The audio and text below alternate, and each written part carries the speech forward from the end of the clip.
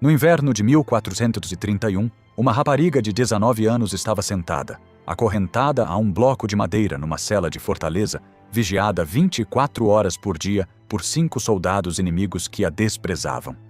Não tinha privacidade, nenhum momento de descanso. Os grilhões de ferro cortavam-lhe os tornozelos. Os guardas nunca saíam. 3 dentro da cela, 2 posicionados do lado de fora da porta. Provocavam-na incessantemente. Ameaçavam-na. E quando ela implorou para receber o sacramento, acreditando que poderia morrer de febre, riram-se e recusaram. Esta não era uma criminosa comum. Esta era Joana d'Arc, a rapariga camponesa que tinha coroado um rei e despedaçado o domínio inglês sobre França. A mulher mais famosa da Europa estava a ser mantida em condições tão brutais que violavam todas as leis da própria Igreja. Mas a questão que assombrou testemunhas durante séculos foi esta: por que é que os ingleses a mantiveram numa prisão militar, rodeada por soldados do sexo masculino quando a lei da Igreja o proibia explicitamente? A resposta revela uma conspiração tão calculada, tão impiedosa, que levaria 25 anos e 115 testemunhas para expor a verdade. O que aconteceu naquela cela não foi apenas aprisionamento. Foi destruição orquestrada. Quando as forças da Borgonha capturaram Joana em Compiègne, a 23 de maio de 1430, souberam imediatamente que tinham nas mãos a prisioneira mais valiosa de França. Isto não era uma questão de resgate. Isto era sobre apagar a própria legitimidade. Joana tinha feito o impossível. Tinha virado a maré da Guerra dos 100 Anos. Tinha levantado o cerco de Orleans quando especialistas militares diziam que não podia ser feito. Tinha conduzido Carlos VII a Reims para a sua coroação, provando a toda a França que ele era o rei legítimo, e não o governo fantoche inglês. A sua própria existência tornava a ocupação inglesa insustentável. Por isso pagaram 10.000 francos, equivalente ao preço de 1.000 cavalos de guerra, aos borgonheses que a detinham. Em novembro de 1430, Joana foi transferida para Rouen, a capital administrativa da França, ocupada pelos ingleses. Em dezembro, encontrava-se encarcerada dentro do castelo de Beauvreuil, uma fortaleza controlada pelo conde de Warwick. Os ingleses tinham comprado os meios para destruir o próprio Carlos VII, mas não podiam simplesmente executá-la. Isso criaria uma mártir da noite para o dia. Não, precisavam de provar que ela era uma herege. Uma bruxa guiada por demônios, não por Deus. Precisavam de um julgamento.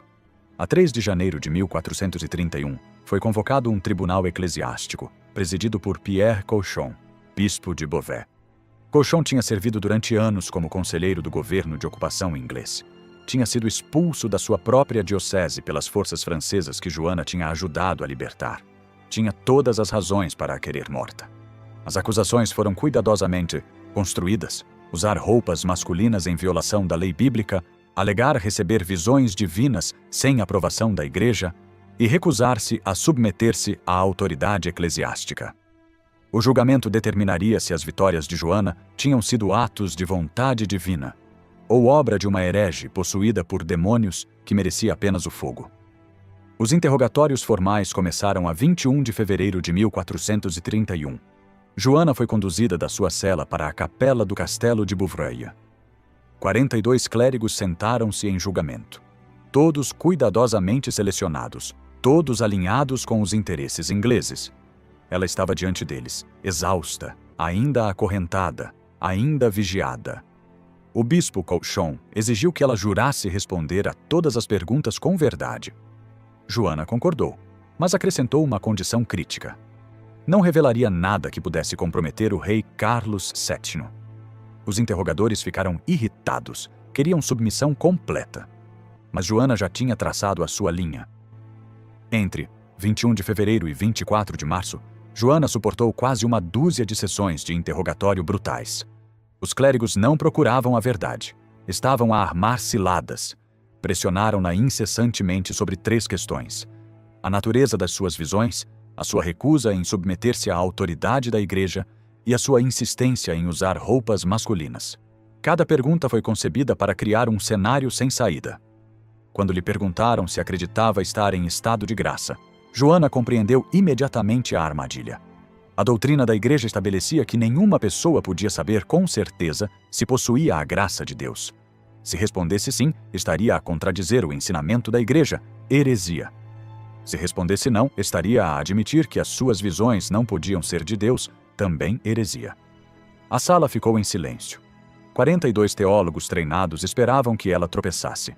Joana olhou diretamente para Cochon e respondeu: se não estou em estado de graça, peço a Deus que me coloque lá. E se estou, peço a Deus que me mantenha lá. Até os seus interrogadores ficaram atônitos. Não conseguiram encontrar falha na resposta. Um clérigo testemunhou mais tarde que as suas respostas eram tão inteligentes, tão teologicamente sólidas, que parecia impossível que ela fosse uma rapariga camponesa sem educação. Mas a inteligência não a salvaria. As 70 acusações iniciais foram gradualmente reduzidas a 12 artigos de acusação. Joana defendeu-se com tal perícia que começaram a surgir fissuras no tribunal. Um membro demitiu-se publicamente, afirmando que o testemunho estava a ser manipulado para apanhar Joana em armadilhas, em vez de procurar a verdade. Outro desafiou o direito legal de Cochon para julgar o caso, e foi imediatamente preso e encarcerado. O julgamento era uma farsa, e alguns clérigos sabiam-no, mas a máquina continuava a avançar. Durante cada interrogatório, Joana era arrastada de volta para aquela cela, a cela que violava todos os princípios da lei eclesiástica. A lei canônica era explícita. Prisioneiras acusadas de heresia devem ser vigiadas por mulheres, tipicamente freiras, em prisões da igreja. Joana estava detida numa fortaleza militar secular, sob controle militar inglês direto, rodeada por soldados comuns que a viam como uma inimiga que tinham combatido no campo de batalha. Estava acorrentada a um pesado bloco de madeira mesmo quando trancada dentro. Grilhões de ferro mordiam-lhe os pés. E os guardas nunca saíam. 3 dentro da cela a toda a hora. 2 mais lá fora.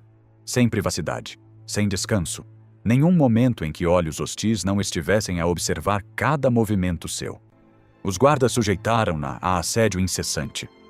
Várias testemunhas testemunharam mais tarde, durante o julgamento de reabilitação, que os soldados a provocavam impiedosamente, que zombavam dela, que ela vivia em terror constante. Quando adoeceu gravemente, ardendo em febre e acreditando que a morte estava próxima, implorou para receber a Eucaristia. Suplicou para ser enterrada em solo consagrado se morresse. Ambos os pedidos foram negados. O conde de Warwick conteve os guardas de certa forma, não por compaixão, mas porque os ingleses tinham pago o equivalente a 1000 cavalos por ela e pretendiam extrair todo o valor político da sua condenação. Ela tinha de sobreviver tempo suficiente para ser publicamente condenada. Mas a contenção tinha limites. De acordo com testemunho sob juramento dado no julgamento de reabilitação 25 anos mais tarde, Joana enfrentou repetidas ameaças físicas durante o seu encarceramento. Uma testemunha declarou explicitamente que um grande senhor inglês tentou agredi-la na sua cela. Outra testemunhou que ela vivia em medo constante de violação. Isto explica tudo. Isto explica por que é que Joana continuou a insistir em usar roupas masculinas, apesar de saber que isso seria usado contra ela como prova de heresia. Roupas masculinas, gibão e calções, bem apertados e atados, forneciam proteção física que um vestido de mulher não podia. Joana argumentou este ponto repetidamente aos seus interrogadores. Disse-lhes que era mais próprio vestir-se como homem quando rodeada por guardas masculinos dia e noite do que usar roupas femininas que a deixavam vulnerável a agressões. Os juízes descartaram completamente este raciocínio.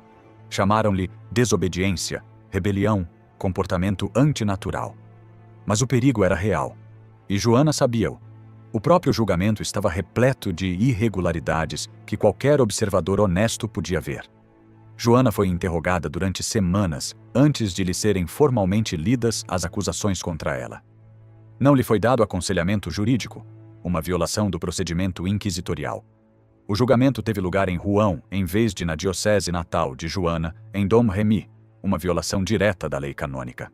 Evidências sugerem que as transcrições do julgamento foram falsificadas em pontos cruciais para fazer as declarações de Joana parecerem mais incriminatórias do que realmente eram. Testemunhas testemunharam mais tarde que as suas palavras foram distorcidas, que nuances foram apagadas, que respostas foram deliberadamente mal registradas. Todo o processo ficou abaixo até dos padrões mínimos de justiça eclesiástica. Mas nada disso importava. O veredicto tinha sido decidido antes da primeira pergunta ser feita. A 23 de maio de 1431, Exatamente um ano após a sua captura, Joana foi trazida perante o tribunal e informada de que teólogos da prestigiada Universidade de Paris tinham revisto o seu caso. O seu veredito foi inequívoco. As suas alegações de ouvir as vozes de Santa Catarina, Santa Margarida e São Miguel foram julgadas como obra de demônios. O seu uso de roupas masculinas foi declarado antinatural e perverso. A sua recusa em submeter-se sem questionar a autoridade da igreja fazia dela uma herege. Foi-lhe dada uma última oportunidade. Retratar tudo. Admitir que tinha enganado o povo de França. Submeter-se completamente ao julgamento da igreja. Ou ser entregue às autoridades seculares para a execução por queima. No dia seguinte, 24 de maio, Joana foi levada para o cemitério de Saint-Ouen e colocada ao lado de uma alta estaca de madeira. Podia ver a plataforma, a madeira empilhada na base, as cordas que a amarrariam. A visão aterrorizou-a. Confrontada com a morte imediata, enfraquecida por meses de encarceramento brutal, abandonada pelo rei que tinha coroado e pelo exército que tinha liderado, Joana quebrou-se. Concordou em assinar uma forma de abjuração, uma retratação formal. Admitiu que tinha mentido. Confessou ter enganado França. Concordou em usar roupas femininas daquele momento em diante. A sua sentença foi comutada de morte para prisão perpétua. Foi conduzida de volta à sua cela. Cumpriu a ordem de vestir-se como mulher. Os juízes saíram satisfeitos, mas a retratação de Joana durou apenas 4 dias. Quando o bispo Cauchon e outros juízes visitaram a sua cela na manhã de 28 de maio, encontraram-na novamente vestida com roupas masculinas. Cauchon exigiu uma explicação. Joana afirmou que tinha mudado de volta por livre vontade. Disse que as vozes de Santa Catarina e Santa Margarida lhe tinham aparecido e censurado-a severamente por negar a verdade para salvar a sua vida. Disse que preferia morrer do que continuar a viver uma mentira. Mas testemunhas no julgamento de reabilitação de 1456 forneceram um relato muito diferente. Testemunharam sob juramento que os guardas tinham deliberadamente roubado o vestido de Joana durante a noite enquanto ela dormia, não lhe deixando nada para vestir exceto as roupas masculinas. Ela tinha sido forçada a vesti-las. Se Joana realmente escolheu retomar o uso de traje masculino ou foi apanhada em armadilha, permanece debatido. O que não é debatível é o resultado. No momento em que Joana apareceu novamente, com roupas masculinas, o seu destino estava selado. Sob a lei canônica, uma herege que se retrata e depois retorna à heresia, uma herege relapsa, não pode receber uma segunda oportunidade. A 28 de maio, o bispo Cauchon e 7 outros juízes interrogaram Joana na sua cela uma última vez. Ela disse-lhes novamente que tinha retomado o uso de roupas masculinas porque era necessário para proteção, enquanto encarcerada entre homens, e que as suas vozes a tinham censurado pela fraqueza de se retratar. Cauchon tinha o que precisava. A 29 de maio, os juízes concordaram unanimemente que ela devia ser entregue às autoridades seculares para a execução. A sentença era morte por queima. Na manhã de 30 de maio de 1431, Joana foi autorizada a receber os sacramentos, confissão e comunhão. Foi um ato de misericórdia que tecnicamente violava a lei da Igreja, uma vez que hereges relapsos deviam ser negados os sacramentos inteiramente. Depois, Joana foi conduzida da sua cela, através dos portões da fortaleza e para as ruas de Rouen. Uma grande multidão tinha se reunido na Place du Vieux Marché, o velho mercado, no coração da cidade. Um alto pilar coberto de gesso tinha sido erguido no centro da praça. Joana foi amarrada a ele. Oficialmente, ela deveria ter sido formalmente entregue ao baile de Rouen, que pronunciaria a sentença secular. Mas os ingleses assumiram controle direto. Queriam sem demoras, sem complicações processuais, sem hipótese de resgate ou indulto. Enquanto os carrascos preparavam o fogo, Joana pediu para ver uma cruz enquanto morria. Um soldado inglês, comovido pelo seu pedido, pegou em 2 paus e atou-os juntos na forma de uma cruz rudimentar. Entregou-lhe. Ela beijou-a e pressionou-a contra o peito. Depois, um crucifixo processional foi trazido da igreja de Saint-Sauveur, ali perto. Joana abraçou-o. As suas mãos estavam atadas, mas o crucifixo foi mantido diante dos seus olhos para que ela o pudesse ver enquanto as chamas eram acesas. A madeira pegou rapidamente. O fumo começou a subir. Depois o fogo. À medida que as chamas subiam mais alto à volta do seu corpo, testemunhas ouviram Joana a gritar. Ela clamou a Deus, invocou os santos, repetiu o nome de Jesus uma e outra vez. A sua palavra final, gritada acima do rugido das chamas, foi Jesus. Aos 19 anos de idade, a rapariga camponesa que tinha mudado o curso de uma guerra, que tinha coroado um rei, que se tinha tornado o símbolo da resistência francesa, morreu no mercado de Rouen. Depois do seu corpo ser consumido, os carrascos revolveram as cinzas e queimaram os seus restos uma segunda vez. Depois uma terceira. Queriam que nada restasse, nenhum fragmento de osso, nenhuma relíquia, nada que pudesse ser venerado. As suas cinzas foram recolhidas e atiradas ao rio Sena. Os ingleses acreditavam que tinham apagado Joana d'Arc da história.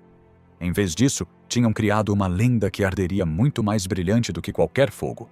Mas a história não terminou naquele mercado. 25 anos mais tarde, em 1456, um julgamento de reabilitação foi convocado a pedido da mãe de Joana, Isabelle Romé, e com o apoio do rei Carlos VII, o rei que Joana tinha coroado, que não tinha feito nada para a salvar. O tribunal ouviu testemunho de 115 testemunhas, soldados que tinham lutado ao seu lado, clérigos que tinham participado no julgamento, guardas que tinham vigiado a sua cela, cidadãos de Rouen que tinham testemunhado a sua execução. Os testemunhos pintaram um quadro devastador. O julgamento de 1431 tinha sido um assassínio judicial do princípio ao fim. Os juízes declararam o veredito original inválido, manchado por fraude, parcialidade e erros processuais tão graves que todo o processo era nulo e sem efeito. Em 1920, a Igreja Católica canonizou Joana d'Arc como santa, uma santa padroeira de França. A mulher que tinha sido queimada como herege, condenada pela própria Igreja, era agora oficialmente reconhecida como santa. Os ingleses tinham tentado provar que ela era guiada por demônios.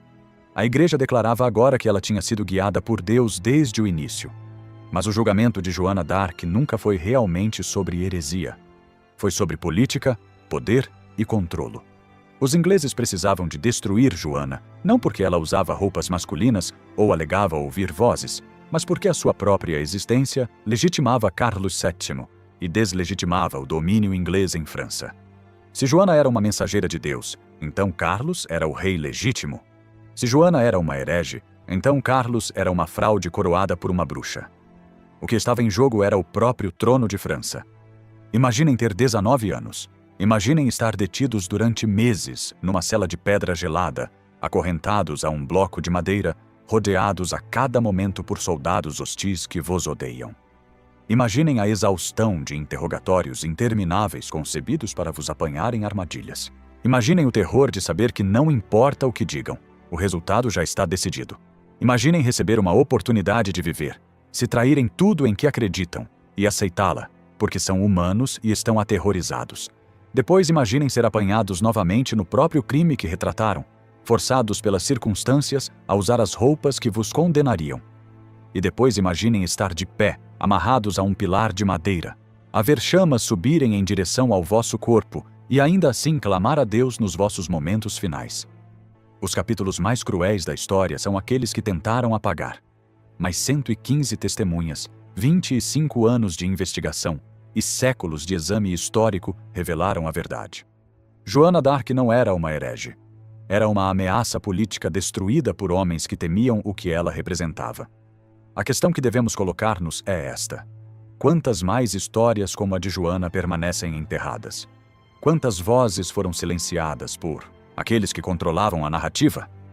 A história de Joana importa não porque aconteceu há 595 anos, mas porque as forças que a mataram, medo, corrupção e a necessidade desesperada de controlar a verdade, ainda estão conosco hoje. Tentaram apagá-la. Em vez disso, tornaram-na imortal.